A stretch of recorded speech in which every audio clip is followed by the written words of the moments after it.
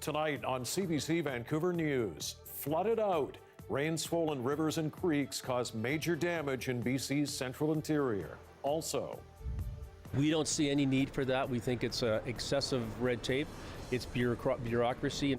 Raising red flags over BC's unique vision for ride-hailing. And I was denied an experience that would be once of a lifetime, and the StubHub needs to do better. missing out on McCartney when his tickets were rejected at the BC Play store. This is CBC Vancouver News.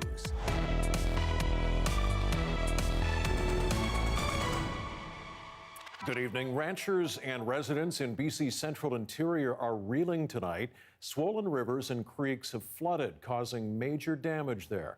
As the CBC's Joel Ballard reports, the area has been pounded by more than 100 millimeters of rain.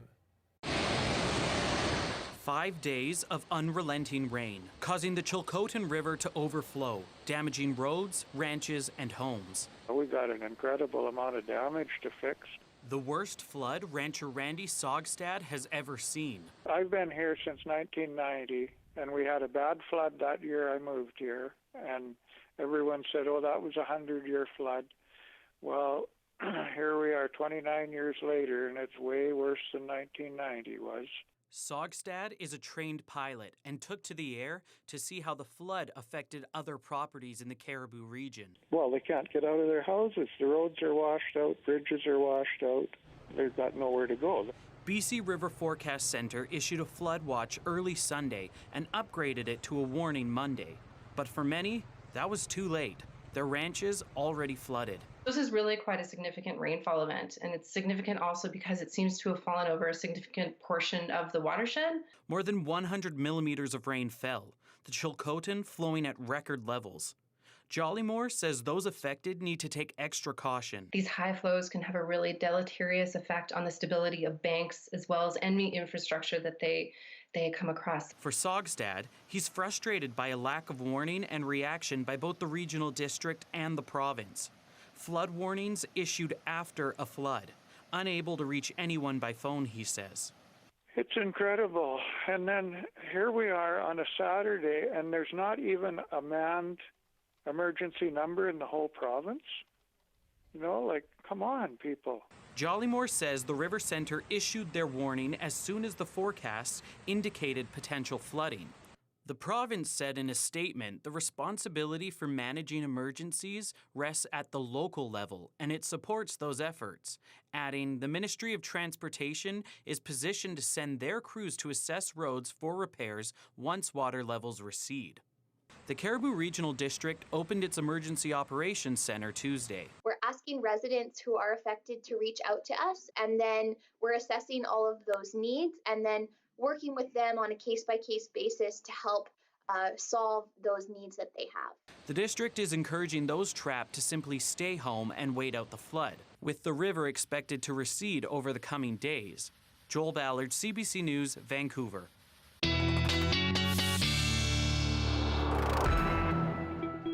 Okay, let's bring in meteorologist Brett Soderholm now. Brett, so much rain there in the Caribou Chilcotin and more on the way? You've got that right. It is really an unusual setup to see so much rain fall over this region, especially over the past few days. And with more in the forecast, this would be more stereotypical, or typical rather, of what we would be expecting in October or November. This is the area in question here for where that warning is. This is going to just be south of Highway 20, southwest of Williams Lake, or west of Alkali Lake. And I just wanted to reiterate some of the facts that you just heard. In terms of 100 millimeters of rain falling since Thursday, I was looking up some stats, and Williams Lake is our closest reference point. That would be what they would average throughout the entire month of June and July combined, and they got this over the past 5 days. In terms of forecast, 5 to 10 millimeters of additional rain is expected over the next little while, and that river is going to be expecting to peak in its intensity throughout later on today.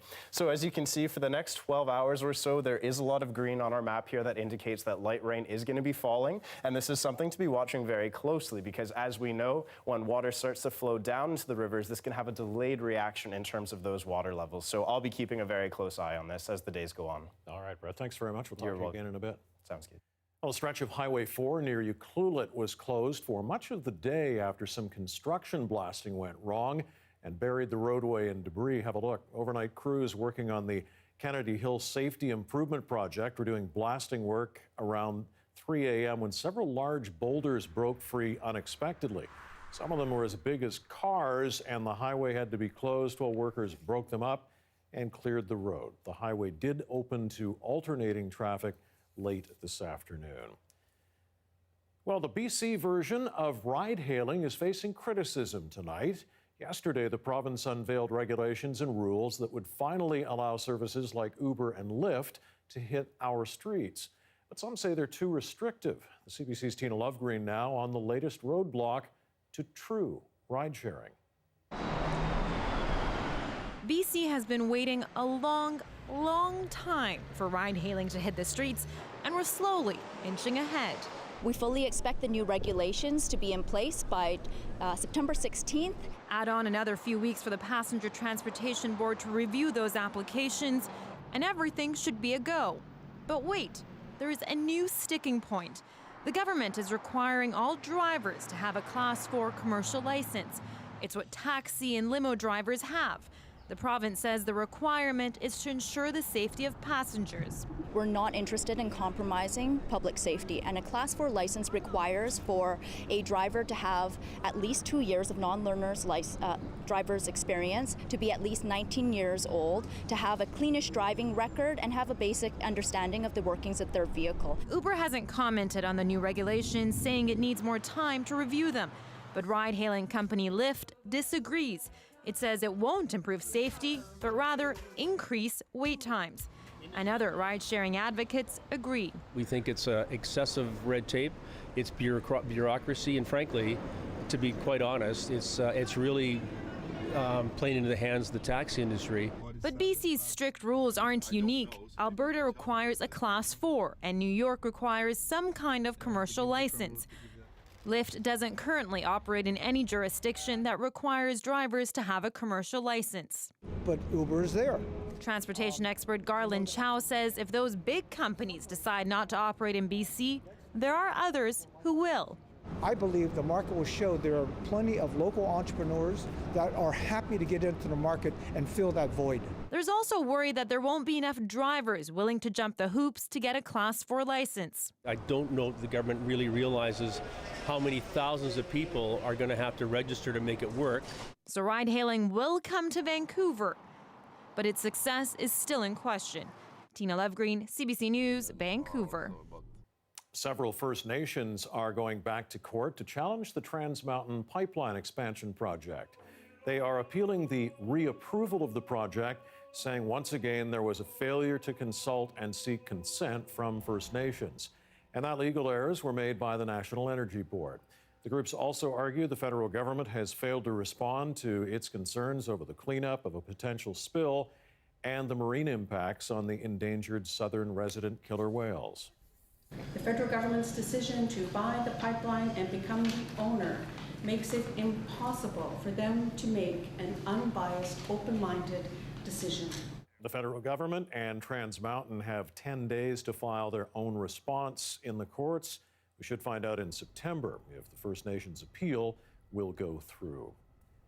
A group of homeless people in Surrey is worried about being forced out of a temporary camp. About 50 of them have set up a camp they call Sanctuary in a wooded area off King George Boulevard. Many were part of the previous camp that was removed in 2018. They say they were warned by bylaw officers last week that this would happen. They've made this into a community of support for one another. And the absurdity of that request is that there is nowhere for them to go. So when they asked bylaw, well, where should we go? They said, go up to Sums. Sums is a shelter. But the shelter is full. Advocates say homeless deaths quadrupled between 2007 and 2016 in Surrey. Residents at this camp hope to stay until they can move into social housing. Well, the feasibility of the federal government's first-time homebuyers incentive is being called into question tonight. Research done by real estate website Zoocasa suggests people in Metro Vancouver will find it very difficult to actually use the incentive. Using the maximum salary and minimum down payment allowed to qualify, a home buyer would only be eligible for a home purchase at $505,000 or less, according to benchmark prices from the Real Estate Board of Greater Vancouver. And that is not enough for a detached home in any Metro Vancouver municipality. And it only meets the benchmark for an apartment in 7 municipalities. Prospective buyers also need to factor in paying the full loan amount in the future. Because it is an equity-based loan and not a set dollar amount, it can go up or down depending on if your home appreciates in value. So let's say you sell your home, 10 years from now, and it is increased substantially, you could be paying back a loan amount that is much higher than what you were given by the government. The first-time homebuyer incentive is expected to launch September 2nd of this year. Well, Vancouver is looking towards its future, which, if the new citywide plan is approved, could take 3 years to complete at a price tag of about $18 million. The strategy, focusing on the long-term vision for the city, is now before council.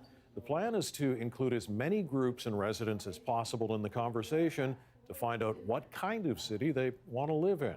Two major concerns council will focus on are the climate crisis and the housing crisis. The citywide plan will include new zoning guidelines for all of Vancouver. Some areas could still be significantly developed while the plan is being created.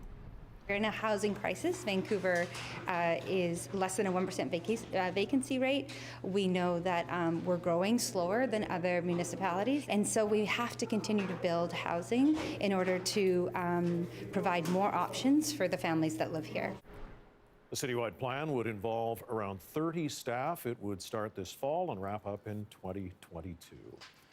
A lawyer and former mayor of West Vancouver has been found to have committed misconduct when he accepted $75,000 as a gift from one of his clients. Mark Sager, who ran for a return as mayor last year, said the money was a gift from his godmother. But the Law Society of BC found Sager still broke the rules when he took the money. It says lawyers can't accept a gift that is more than nominal from a client unless that client has had independent legal advice concerning the gift. Reached by phone, Sager said he had no comment on the Law Society's findings. A penalty will be decided at a later date. The driver of a Tesla who died in a fiery crash in Coquitlam was drunk and going more than double the speed limit at the time of the wreck. It happened early in the morning on Lougheed Highway near Alderson Avenue back in March. RCMP investigators determined the driver's blood alcohol level was 3 times the legal limit, and he was traveling 150 kilometers an hour in a 60 zone when he lost control and went off the road. Police are not identifying the driver because of privacy laws. 2 southern resident killer whales, last seen in poor health, have disappeared from their pods. Scientists have been concerned about the animals for some time now. J17 is a 42-year-old female orca. The last photos of her show she had developed peanut head, a condition caused by starvation. The other whale, K25, is a 28-year-old male that has been struggling to find food since its mother died 2 years ago. When researchers spotted K-Pod and J-Pod in Harrow Strait over the weekend, both J17 and K25 were missing. The Centre for Whale Research hasn't declared the whales dead yet, but says it's not looking good. Southern resident killer whales are listed as an at-risk species in Canada, with just 75 left. And to learn more about the challenges facing southern resident killer whales, you'll want to listen to a new CBC British Columbia podcast. Killers, J-Pod on the Brink, is hosted by Gloria Makarenko, and the first episode comes your way July 18th. You can subscribe now wherever you get your podcasts. Well, there were some very disappointed fans at the Paul McCartney show this weekend in Vancouver. Sir Paul wasn't the problem. It was the resale ticket seller StubHub. As the CBC's Deborah Goebel reports tonight, more than a few people apparently ended up with tickets that had been sold twice. At the time, McCartney was about to come on within a half hour, and now the worst case scenario happened where that worst case scenario, arriving at BC Place, having your tickets scanned and being told they're invalid. They asked me if, where I purchased them. I told them from StubHub. They said I would have to contact StubHub, and that I wasn't the only person that had happened with through StubHub that night. Owned by eBay and selling a reported 1 ticket every second of every day, StubHub is a huge online ticket resale company. They are a marketplace for a buyer and seller to meet. The problem comes, says local ticket broker Kingsley Bailey, when a seller, either accidentally or on purpose, uploads their tickets on more than one resale site. So what happens is, what I'm led to believe is, an individual uploaded tickets, might have uploaded them twice, and human error, and the tickets were sold 2 or could have been 3 or 4 times. Staff at BC Place recommended Bridge Bassey get a hold of StubHub and see if they could fix things. Their call support had shut off at 8 p.m. Pacific time, which was very disappointing. A recording directed him to a live online chat. Not easy to type on your phone, of course, and that person wasn't, they were overpromising. They were saying to stay where I was, that someone was going to call me, that I was going to have the issue rectified. He says the call never came, and so an hour later, he and his fiancée left.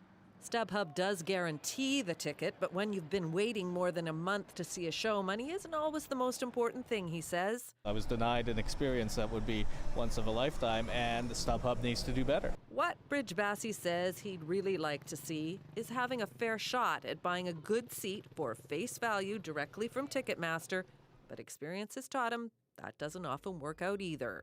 They're given to the resellers and the brokers and the concierges long before the general public can get these tickets. And buying on sites like Craigslist doesn't even come with a money-back guarantee. He'd like to see the BC government doing more to regulate ticket sales, but he's not holding out a lot of hope. Deborah Goebel, CBC News, Vancouver. A recall has been issued by Health Canada for a plush toy version of Forky from Toy Story 4. Concerns were raised over its detachable plastic eyes, posing a choking hazard. About 650 of them have been sold in Canada, while more than 80,000 have been sold in the US. The toy can be returned to any Disney retail location, or you can contact Disney representatives online or by phone. Well, for news as it happens, make sure you're following us on Twitter at CBC News BC. And this newscast is also streaming live and on demand, commercial-free. Tune in on the free CBC Gem app, or you can follow CBC Vancouver on Facebook and YouTube. Well, a terrifying situation in Winnipeg today. An entire hotel hit by a carbon monoxide leak. 46 rushed to hospital, 15 in critical condition. We go to Manitoba next.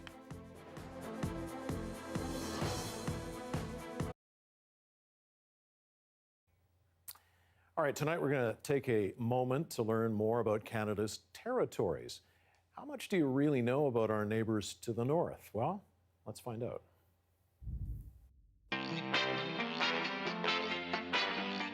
How much do you know about the 3 territories? Practically everyone who lives in Canada's 3 territories has heard it before. Do you guys live in igloos? Is it dark all the time? Are there any roads up there? In case this wasn't covered in social studies, let's start off with an easy one. The capital of Yukon is Whitehorse. Not Yellowknife, and certainly not Yellow Horse.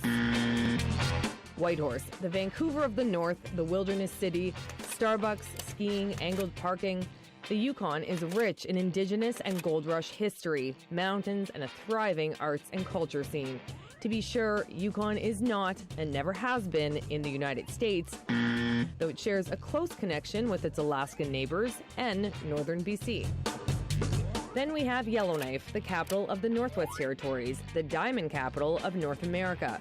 The NWT is the home of the Ice Road Truckers, the Ice Pilots, Superman actress Margot Kidder, and X-Men's Wolverine. Known for ravens, houseboats, and northern lights, Denny Hand Games, Bannock, and Caribou. Yes, there are roads with stoplights, and yes, there are trees. From Yellowknife, Iqaluit is a mere 2,200 kilometers away. It's the capital of Nunavut, Canada's youngest territory. It's about 84% Inuit. Known for blizzards, its barren land, and scary wildlife, Nunavut is rich in culture, from carvings to hunting, sewing, and country food. Do residents live in igloos? Nope. While igloo is the Inuktitut word for home, people actually live in houses, just like everyone else in Canada.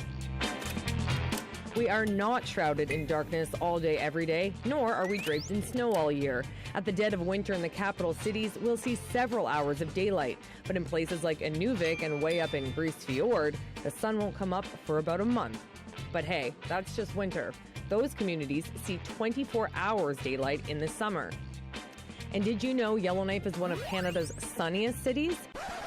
Okay, only in the spring and summer, but it is spectacular in the land of the midnight sun, where yes, you can tee off on the sand golf course at midnight.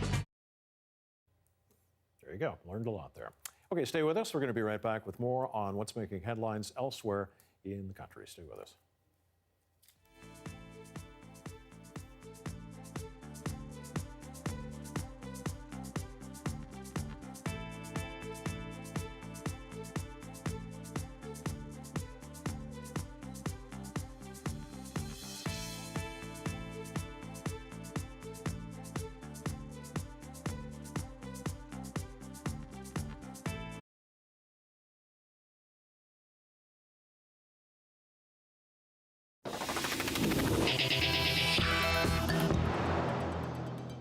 About 50 guests of a Winnipeg hotel were sent to hospital today after they were poisoned by carbon monoxide. More than a dozen of them in critical condition tonight. Many have since been released, but as the CBC's Angela Johnson reports, focus on finding the source of the noxious gas is what's present now. It was an abrupt wake-up call for some guests at this motel. More than 50 people and a dog had to get out of this building. Leo Flett and his daughter were among them. I don't know what was going on. I was kind of scared myself. I was kind of spooked. A carbon monoxide detector went off in the boiler room around 10:20 a.m.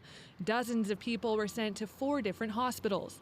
Gas to the building was shut off. It's the worst imaginable feeling, like all of a sudden when something bad like this happens, you don't know the extent of it. It became immediately apparent that there was carbon monoxide present in the location. And dangerously so. The city says carbon monoxide was detected at levels up to 385 parts per million. Anything over 10 or 20 is considered dangerous. They were transported critical based on that reading and other symptoms such as nausea, vomiting, shortness of breath, decrease in level of consciousness. Luckily, there have been no deaths, no one in intensive care. Most patients are already out. The city's health authority says from a response point of view, everything unfolded just as it should have. When Winnipeg Fire and paramedics engaged us, we were very active in working with them to ensure that patients got to the appropriate hospitals in a very timely and responsive way, and they are being treated and managed appropriately at those sites. Clearly shocked, obviously very concerned. But the sheer scale of the incident reverberated into neighboring Saskatchewan, where Manitoba's premier is meeting other provincial and Indigenous leaders. This is an incident that in my recollection, I've been around a little while, this is unheard of. To see this many people impacted by carbon monoxide poisoning it's unprecedented in my experience. Now the focus is on pinning down the cause. The motel's owner says the building recently passed a fire inspection. Fire officials said a problem with the boiler unit could be to blame, but an investigation is still underway. Angela Johnston, CBC News, Winnipeg.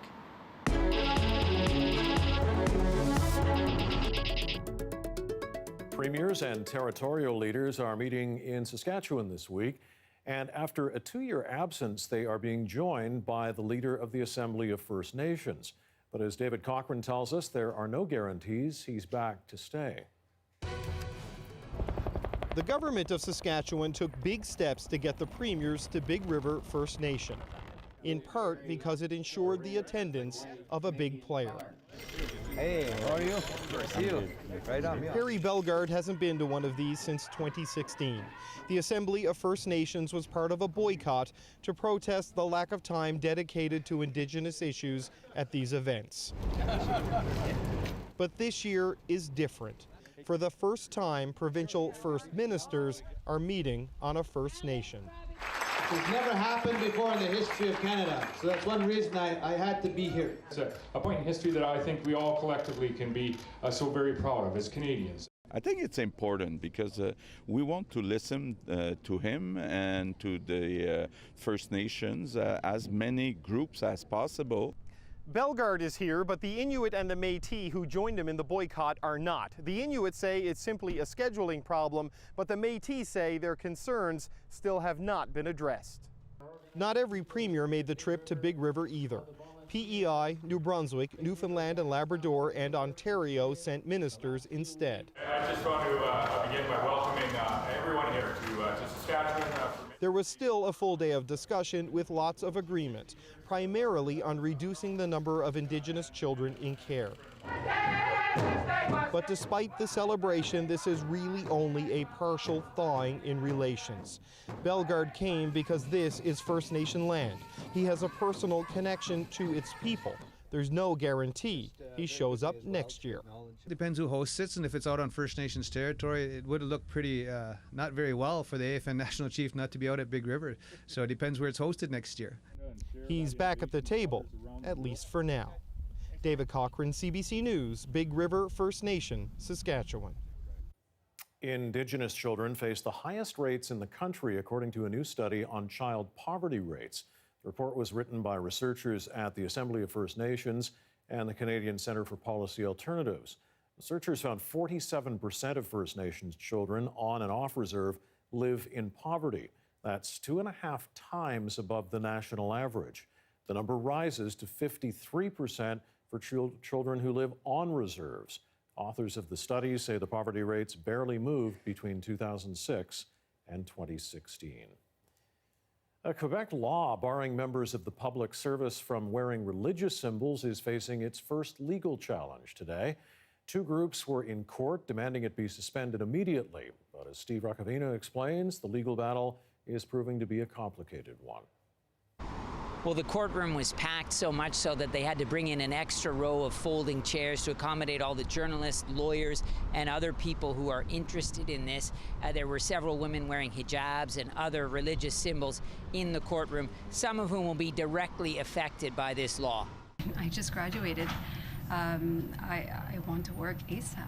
I'm 28 years old. I spent a lot of time and energy in my degree, and I want to work. I mean, I have to pay my bills. I have responsibilities, so the sooner it gets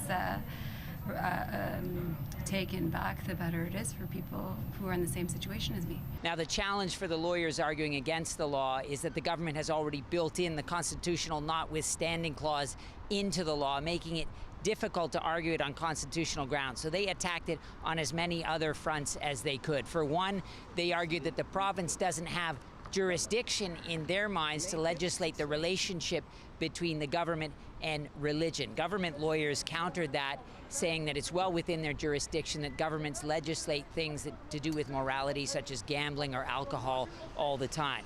The lawyers challenging the law also argued that it was so vague as to be almost impossible to enforce. For example, they said, if a woman's wearing a hijab, how could the people enforcing this law know whether she's wearing it for religious reasons, health reasons, or some other reason? Now, the government lawyers countered that by saying no law is perfect, no law can anticipate every situation, and that that's not a good enough reason to suspend this law. And finally, the lawyers challenging this argued that it will do irreparable harm to the people that it's affecting. It deals with their very livelihoods, their ability to practice their jobs. Government lawyers countered by saying this law doesn't target any particular religion, doesn't prevent anyone from practicing their religion, and that all public servants, to a certain degree, are subject to certain restrictions on their jobs. The judge said he had a lot to do. He's going to try and come up with a decision within 10 days, but he wasn't promising that he'd be able to do that. Steve Rucavina, CBC News, Montreal. It is a report card on protecting Canada's marine mammals, and it's being handed in for a look in Washington. Why it might affect Canada's billion-dollar fishery industry next.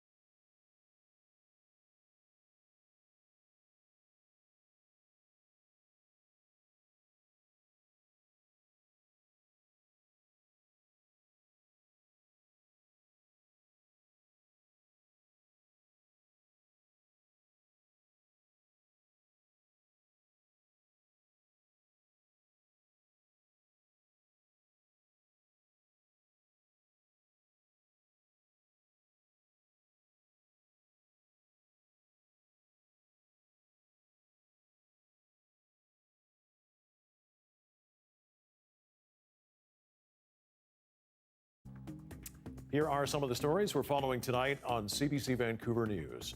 Ranches and homes in BC's central interior have suffered extensive flood damage after 100 millimeters of rain fell in the area over the past 5 days. The River Forecast Center says there hasn't been flooding like this in the area for 200 years. The real sticking point and the real problem I see seeing real ride sharing coming to British Columbia is the requirement that they said it has to be a Class 4 license.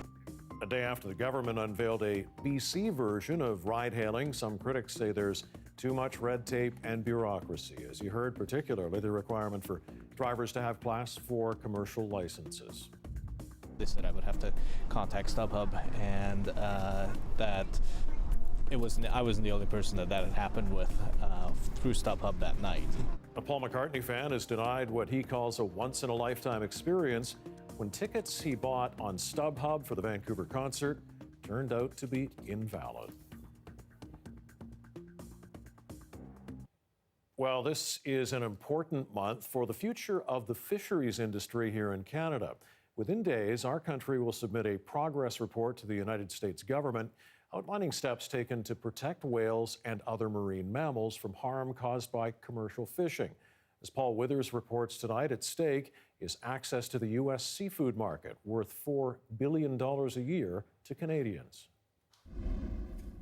By 2022, all countries that export seafood into the United States will have to demonstrate their fisheries have marine mammal protections that are comparable to measures in place in the U.S.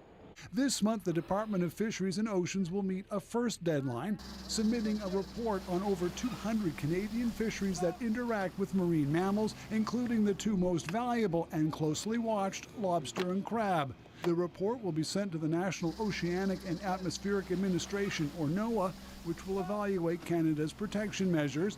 The Americans are expected to provide a preliminary response by September. And we will be meeting with them in the coming weeks to continue those discussions, to identify areas where they have questions and to provide responses to those questions. The timing is awkward, with 3 endangered North Atlantic right whales currently believed entangled in fishing gear in Canadian waters. Canada has taken steps, reduced floating lines, imposed fishing closures, and made reporting whale interactions mandatory, adding new measures just this week. I'm not entirely sure what the inner workings of the NOAA process will be, but what we are certain of is that Canada's world-class fisheries management regime will ultimately be able to achieve those comparability findings. How does Canada stack up to protections in the U.S.? In terms of measures, we are stacking up, unfortunately. Given the results in 2019, this environmentalist says Canada must do more. I think we need to increase surveillance and increase the footprint of where closures can happen if we're going to see the actual same impact of management measures. The progress report is just a first step. In March 2021, Canada will formally apply to keep the right to export seafood into the U.S., with results expected in the fall of 2021. Paul Withers, CBC News, Halifax. Just coming up on 6:36, and here's a live look at Tofino tonight. Rain hammering the coast there, and that rain is now making its way into Metro Vancouver. How much? Well, a lot of it. Brett will time it all out next.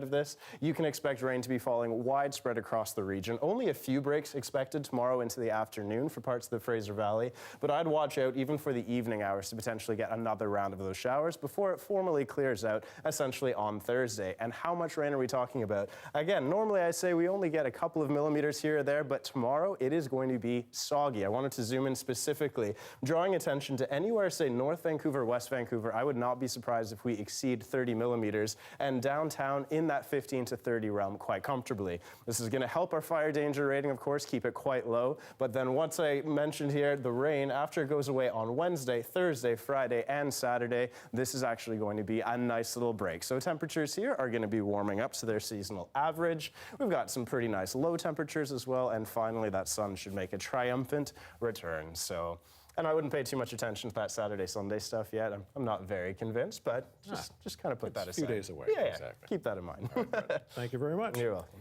Well,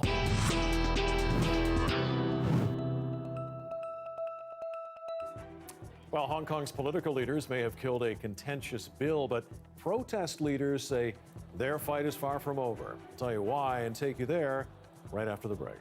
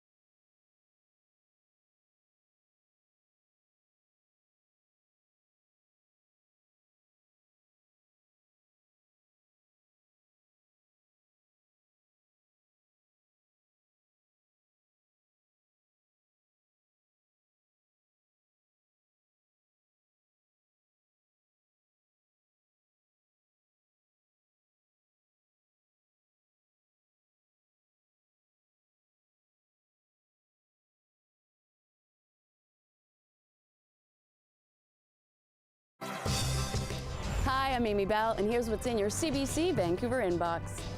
Your favorite summer tradition is back. Musical Nooners is back for its 10th year, so grab a lunch and a friend and enjoy free concerts weekdays at noon all summer long. And join us at the Surrey Fusion Festival on July 20th to 21st at Holland Park. Swing by our tent for fun and prizes and meet CBC Vancouver's Anita, Bathe and Michelle Elliott. For more on these events, check us out online.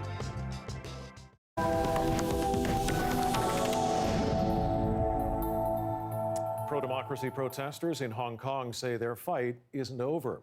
They have new demands and are promising more demonstrations. The city's chief administrator has declared the bill that sparked weeks of unrest to be a total failure.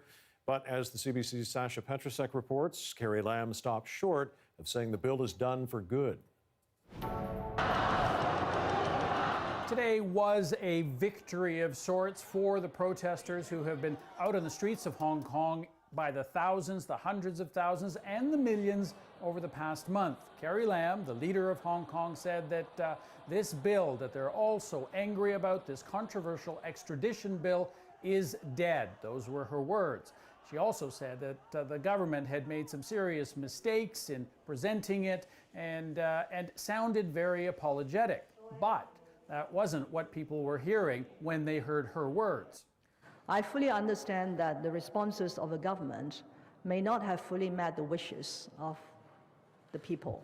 For most protesters, this has been a very, very frustrating period, a time when they have vented their anger at Carrie Lam, who they do not trust, and at China, who they also don't trust. They see her as being a representative of China, and they want everything pretty much in writing. They want to hear that this bill has been formally, legally, technically withdrawn. And for some reason, she just refuses to say that. Even today, she didn't say that, which has only angered people, including the opposition within the legislature. Carrie Lam's a liar.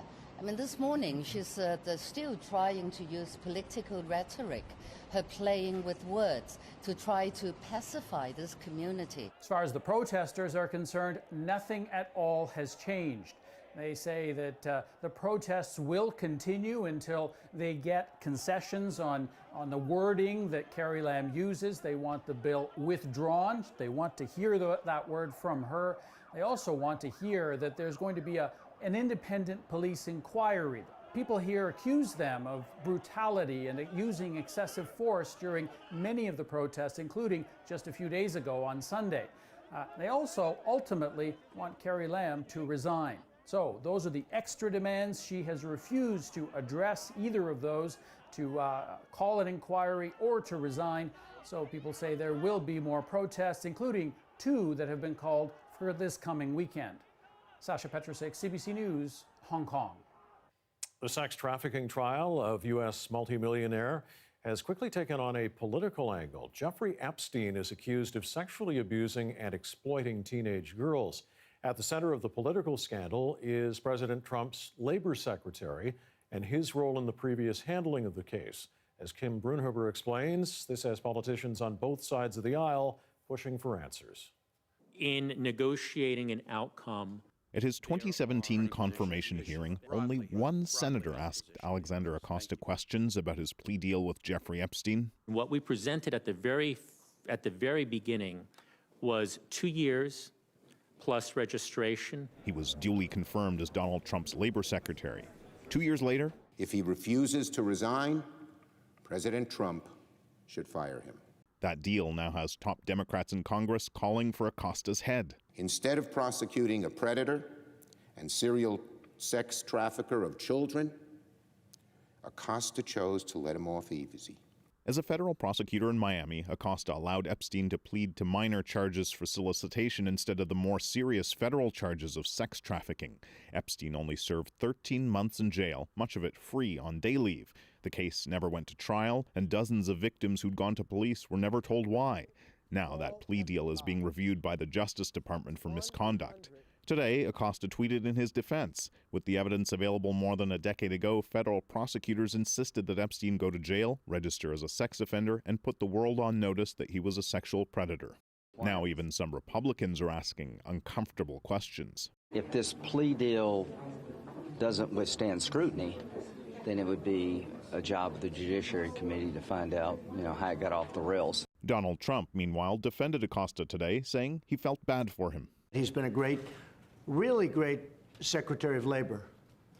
The rest of it we'll have to look at. We'll have to look at it very carefully. Trump was even forced to defend his own reputation since Epstein was, at one time, a friend whom Trump called a terrific guy. I don't think I've spoken to him for 15 years. I wasn't a fan. Trump's supporters say the focus of any investigation should be on Epstein, not Acosta. Democrats insist it is possible to do both. Kim Brunhuber, CBC News, Los Angeles. And in another Twitter tirade, Donald Trump seems to have escalated another diplomatic feud.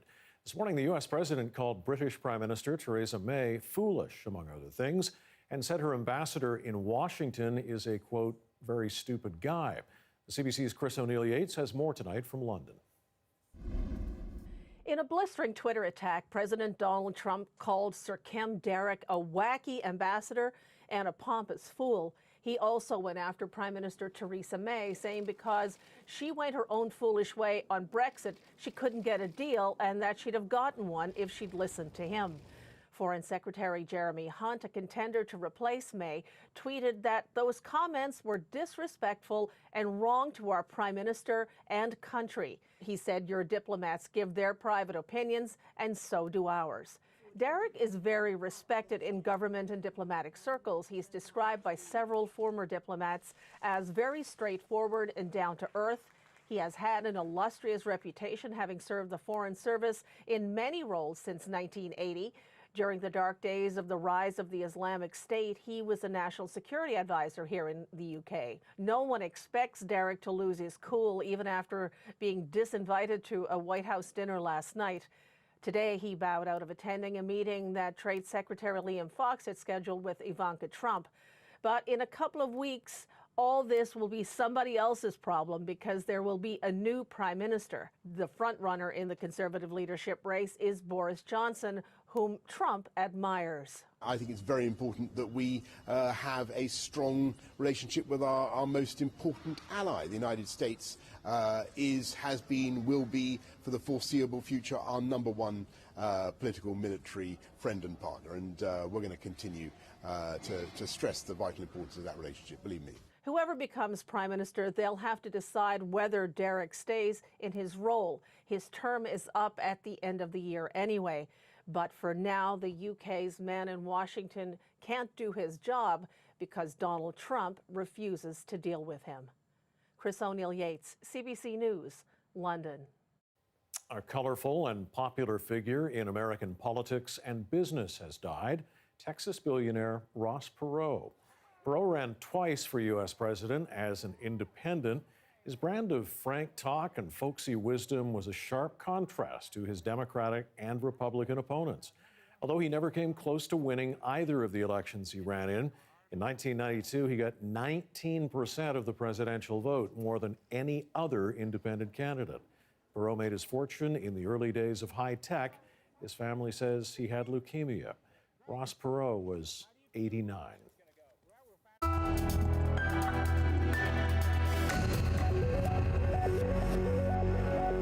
There are serious questions tonight about a violent arrest last month in Edmonton.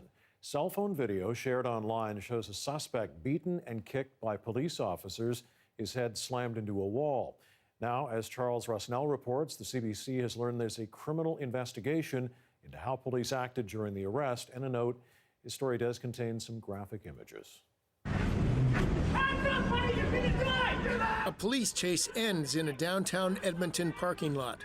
An onlooker records as Kyle Parkhurst is dragged from what police say was a stolen vehicle. Police officers punch and kick the 26-year-old before tasering him. An officer looks over both shoulders, then delivers 3 kicks, yanks Parkhurst to his feet, then slams him head first into a brick wall, and then again, hard, into a police cruiser. Unacceptable. Calgary criminologist and use of force expert Kelly Sundberg reviewed the video. When a person is in custody, there is absolutely no excuse to take someone and put their head into a wall and to start kicking when they're down. After the video surfaced online, police announced an officer had been removed from active duty while an internal investigation was conducted. Not disclosed was a criminal investigation of the police. That was confirmed to CBC News by a senior justice official. Parkhurst lawyer Mark Jordan says his client told him his request to see a doctor was ignored. He was trying to spit out the blood that was in his mouth. He was yelled at because the police thought he was making a mess of their vehicle. Weeks later, Parker says he still has headaches and no memory of being slammed headfirst into the wall. The investigation will now also review whether he was denied medical attention. Sundberg says this case again illustrates the power of social media to hold police accountable. If that citizen did not take that video and did not distribute it on social media, would we as Albertans have heard of this incident? would the other police officers have reported to their senior leadership what unfolded? Edmonton police did not respond to repeated interview requests. Charles Rusnell, CBC News, Edmonton. And just a short time ago, the Edmonton Police Service did respond to the CBC News report. It said Parkhurst was seen by a paramedic at the police station and cleared with minor injuries.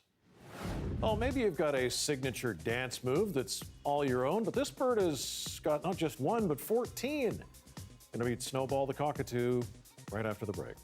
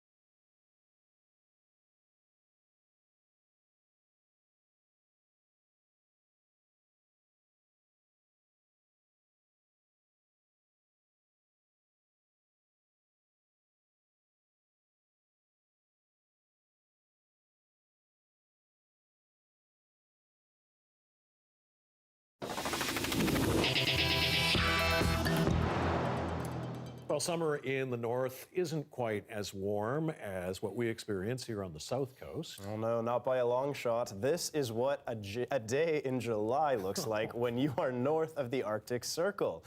Canada's Ellesmere Island is one of the world's coldest inhabited places, and that's just perfect for this white wolf in particular. Yeah, earlier this week, he made the sled driver a little nervous as he followed her home. The woman says she can't figure out why it tagged along so long, but she says she and her dogs, well, they all arrived home safely. Well, that is good news. Yeah. But yes, and finally tonight, the dancing queen you're about to see is definitely no bird brain. Oh.